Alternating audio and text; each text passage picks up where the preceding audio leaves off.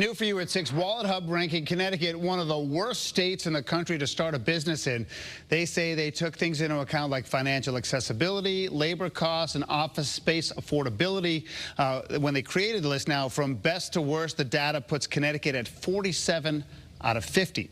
Connecticut ranks 47th in growth in number of small businesses, 43rd in labor costs, and 44th in cost of living. The top 3 states to start a business were Florida, Utah, and Texas. For more information, we have a whole article posted on this story on our website, WFSB.com.